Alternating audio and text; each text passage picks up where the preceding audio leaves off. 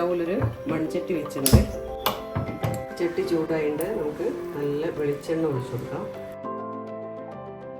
എണ്ണ ചൂടായിട്ട് അത്യാവശ്യം വലിപ്പമുള്ളൊരു ഇഞ്ചി ചെറുതായി അരിഞ്ഞതും ഒരു 10 വെളുത്തുള്ളി അതും ചെറുതായിട്ട് അരിഞ്ഞിട്ടുണ്ട്. അപ്പോൾ അതൊന്ന് ലൈറ്റായിട്ട് മൂത്ത് വരുന്ന സമയത്ത് ഞാനൊരു 10-20 ചെറിയുള്ളി എടുത്തിട്ടുണ്ട്. ചെറിയുള്ളിയാണ് ഈ ഒരു ചെറിയ മത്തിക്ക് ടേസ്റ്റ് ഉണ്ടാവുക. ഇല്ലെങ്കിൽ നിങ്ങൾക്ക് സവാള എടുത്താൽ മതി. അപ്പോൾ അതും നമ്മൾ ഇതിൻ്റെ അകത്തേക്ക് ഇട്ട് കൊടുക്കുന്നുണ്ട്. നമുക്കെല്ലാം ഒരുമിച്ച് തന്നെ വഴറ്റി കൊടുക്കാം.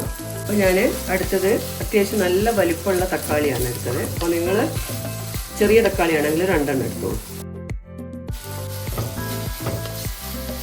2 പച്ചമുളക് ചേർത്ത് കൊടുക്കുന്നുണ്ട്. നമ്മളിതിൻ്റെ അകത്ത് മുളക് പൊടി ചേർക്കുന്നില്ല, പകരം കുരുമുളക് പൊടി മാത്രമാണ് ചേർക്കുന്നത്. അപ്പോൾ നിങ്ങൾക്ക് എരിവ് വേണ്ടതിനനുസരിച്ച് പച്ചമുളക് ഇട്ട് കൊടുത്താൽ ഇത് ഞാൻ അത്യാവശ്യം നല്ല എരിവുള്ള 2 പച്ചമുളകാണ് ഇട്ട് കൊടുത്തത്. കുറച്ച് കറിവേപ്പിലയും ഉപ്പും കൂടി ചേർത്ത് കൊടുക്കുന്നുണ്ട്. നമുക്കിതൊന്ന് അത്യാവശ്യം നന്നായിട്ടൊന്ന് വഴന്ന് വരണം.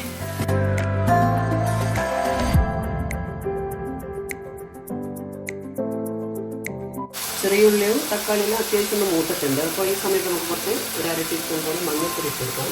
ഒരു 1/2 ടീസ്പൂൺ പോലെ മല്ലിപ്പൊടി കൂടുതലാവാൻ പാടില്ല. നമ്മൾ ഇപ്പം തന്നെ പൊടിച്ചെടുത്തിട്ടുള്ള കുരുമുളകാകുമ്പോൾ ഒന്നും കൂടി ടേസ്റ്റ് ആയിരിക്കും. അപ്പോൾ അതേപോലെ തന്നെ നല്ല നൈസ് പൗഡർ ആണ്ട് ഒന്ന് കുറച്ചൊരു തരിതരിയായിട്ട് ഒന്ന് പൊടിക്കുന്നതാണ് നല്ലത്.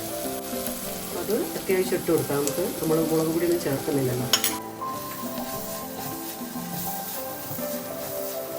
അപ്പോൾ ഇതിൻ്റെ അകത്ത് നമ്മൾ കുറച്ച് തേങ്ങാപ്പാൽ ഒഴിച്ച് കൊടുക്കുന്നുണ്ട്. അപ്പോൾ ഞാനൊരു അരമുറി തേങ്ങ നന്നായിട്ട് അരച്ചിട്ട് ഒരു പാലത്താണ് കട്ടിയായിട്ട് എടുത്താണ്. അപ്പോൾ നമ്മൾ കൂടുതൽ ഇപ്പോൾ ഒഴിക്കേണ്ട, നമുക്കൊന്ന് അത്യാവശ്യത്തൊന്ന് മത്തി ഇതിൻ്റെ അകത്ത് ഇട്ടിട്ട് ഇളക്കിയെടുക്കാൻ പരുവത്തിൽ. ഫുള്ളായിട്ട് നമ്മളിപ്പോൾ ഒഴിക്കേണ്ട, നമുക്ക് കുറച്ചൊന്ന് മാത്രം ഈ മസാല ഇപ്പോൾ ഒന്ന് ലൂസായിട്ട് വരണം. അതിന് വേണ്ടിയിട്ട് മാത്രം നമ്മൾ കുറച്ചൊന്ന് ഒഴിച്ച് കൊടുത്താൽ ബാക്കി നമുക്ക് ലാസ്റ്റ് ടൈമിൽ ഒഴിക്കാം.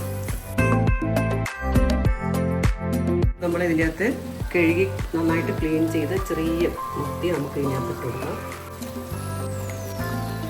നമുക്കിതൊന്ന് നന്നായിട്ടൊന്ന് മിക്സ് ചെയ്ത് കൊടുക്കാം.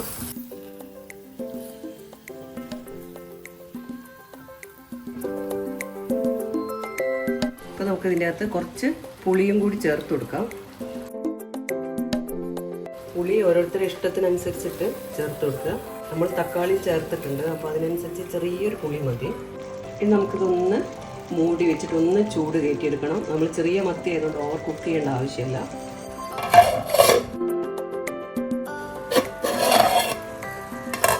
നമ്മൾ അത്യാവശ്യം ഒന്ന് ചൂടായിട്ടുണ്ടെങ്കിൽ നമ്മൾ ബാക്കിയുള്ള തേങ്ങാപ്പാലും കൂടി ഇതിനകത്ത് ഒഴിച്ചു കൊടുക്കാം. ഇത് പതുക്കെ ഉടയാതെ നമുക്കൊന്ന് വറ്റിച്ചെടുക്കണം. ഇത് ചുറ്റിയെടുത്ത് നന്നായിട്ടൊന്ന് ചുറ്റിച്ചെടുക്കാം. അപ്പോൾ ഈ ഗ്രേവി ഒന്ന് അത്യാവശ്യം ഒന്ന് വറ്റിയിട്ട് വരണം. അപ്പോഴാണ് നമ്മളെ ഈ ഒരു മീൻകറിക്ക് ടേസ്റ്റ് ഉണ്ടാവുക. അപ്പോൾ നമ്മളെ തേങ്ങാപ്പാലെല്ലാം നന്നായിട്ട് വറ്റിയിട്ടുണ്ട്. ഇനിയിപ്പോൾ നമ്മൾ കുറച്ച് സമയം അത് തണിയുമ്പോഴേക്ക് കറക്റ്റായിട്ടുണ്ടാവും. നമ്മളിതിനകത്ത് തീരെ വെള്ളം ചേർക്കാതെയാണ് ഈ മീൻകറി ചെയ്യുന്നത്. ഇനി നമുക്ക് ഇതിനകത്ത് കുറച്ച് മേലെ കുറച്ച് കുരുമുളകും കൂടി ഇട്ട് കൊടുക്കണം. എന്ന് വെച്ചാൽ നമ്മൾ മുളക് പൊടി ഒന്നും ചേർക്കുന്നില്ലല്ലോ. അപ്പോൾ ലാസ്റ്റ് ആ ഒരു കുരുമുളകിൻ്റെ ഒരു ഫ്ലേവർ നല്ല ടേസ്റ്റായിരിക്കും. അപ്പോൾ സ്റ്റൗ ഓഫ് ചെയ്തിട്ടുണ്ട്. അപ്പോൾ ആ ഒരു സ്റ്റൗവിൻ്റെ ചൂട് തന്നെ തിളച്ചുകൊണ്ടിരിക്കുകയാണ്. മൺചട്ടി ആയതുകൊണ്ടാണ്. അപ്പോൾ കുറച്ച് കറിവേപ്പിലയും കുറച്ച് പച്ച വെളിച്ചെണ്ണയും ഒഴിച്ചു കൊടുക്കാം. എന്നിട്ടിത് കുറച്ച് സമയം ഇരുന്നതിന് ശേഷമാണ് ഈ കറിക്ക് ടേസ്റ്റ് ഉണ്ടാവുക.